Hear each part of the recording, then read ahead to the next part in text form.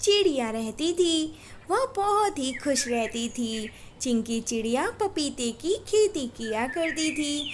उसके खेत में बहुत सारे पपीते लगा करते थे। उन पपीतों को वह बाजार में जाकर बेचा करती थी। चिंकी, तुम्हारे पपीतों का स्वाद बड़ा ही मीठा होता है। जरा मुझे 1 किलो पपीता अभी दे देना। इधर उसी जंगल में चिंटू नाम का एक चील दूसरे जंगल से रहने के लिए आया होता है। अरे मैं रहने तो आ गया यहाँ पर पता नहीं यहाँ पर कौन सबसे अमीर पक्षी है। मैं किसको लूटूं समझ नहीं आ रहा है। चलो मैं बाहर चलकर किसी से पूछता हूँ, बातों बातों में कोई बता ही देगा। फिर वह चील घर से निकल लेता है और एक कालू नाम के कौवे के पास जाकर बैठ जाता है। अरे भैया, मैं यहाँ पर नया नया रहने आया हूँ तुम्हारे जंगल में। मुझे ये बताओ, यहाँ पर सबसे अमीर पक्षी कौन है? मैं उससे दोस्ती करना चाहता हूँ क्योंकि मैं भी अमीर घर से हूँ। अरे अरे भैया, यहाँ पर सबसे अमीर चिंकी चिड़िया ही है। उसके बहुत बड़ी पपीते की खेती है। वह पपीते बेचकर बहुत अमीर बनी है। आप उससे दोस्ती कर लो भाई। फिर वह चिंकी चिड़िया के खेत पर जाकर चिंकी चिड़िया पर नजर रखने लगता है। एक दिन की बात है, चिंकी चिड़िया बीमार पड़ जाती है। उसे तेज बुखार हो जाता है और वह अपने खेत पर भी नहीं पहुंच पाती। इधर चिंटू चील चिंकी चिड़िया को ना पाकर हैरान था। वह सोच रहा था कि आखिर चिंकी चिड़िया खेत पर आई क्यों नहीं। वह उसके घर चला आता है, खिड़की से झांकने लगता है। मेरा बुखार तो उतर ही नहीं रहा है। मैं खेत पर कैसे जाऊं? मेरे सारे पपीते खराब हो जाएंगे। पर मैं कर भी क्या सकती हूँ? मुझे आराम करना चाहिए। चिंकी चिड़िया की बात सुनने के बाद चील पपीते के खेत पर पहुंचकर सारे पपीते तोड़ लेता है और बाजार में जाकर बेचने लगता है। चील भाई, आज आप पपीते बेच रहे हैं, चिंकी कहाँ गई? अरे, उसने मुझसे कहा था मेरे पपीते बेच दो।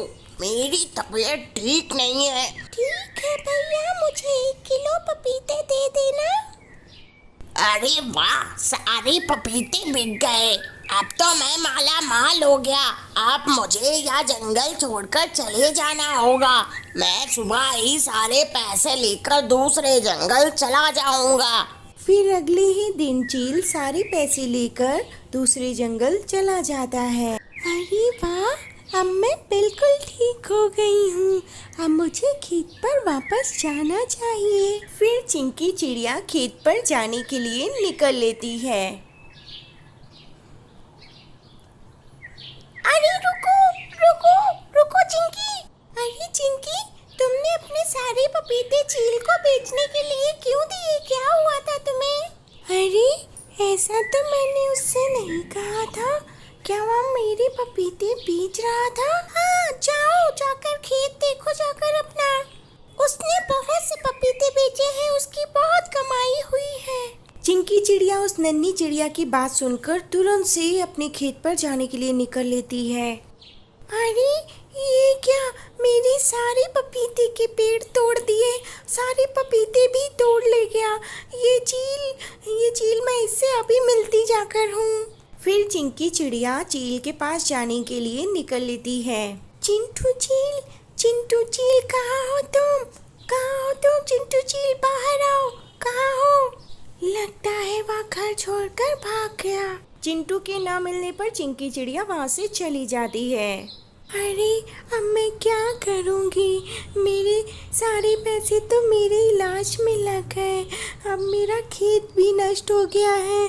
मैं अब क्या करूँगी? ऐसे तो भूखी मर जाऊँगी। मुझे कुछ करना चाहिए। मैं जामुन की खेती उगाती हूँ, ये सही रहेगा।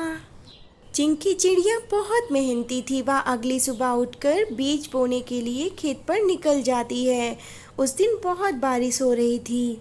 कुछ साल बीत जाने के बाद बहुत तेज से गर्मी पड़ने लगती है। सभी पक्षियों के खेत के पेड़ सूख जाते हैं, पर चिंकी चिड़िया के जामुन के पेड़ हरे बने रहते हैं और उसमें बहुत सारा जामुन भी आता है। इस बार चिंकी चिड़िया उन जामुनों को बाजार में बहुत अच्छे से बेचती है। सभी पक्षी उसके जामुन लेकर जाते हैं। अब चिंकी चिड़िया के दुख भरे दिन बीत चुके थे। तो दोस्तों, इस कहानी से आपको क्या सीख मिली कमेंट्स करके ज़रूर से बताना। ऐसी ही इंटरेस्टिंग कहानी देखने के लिए चैनल को सब्सक्राइब भी कर लें।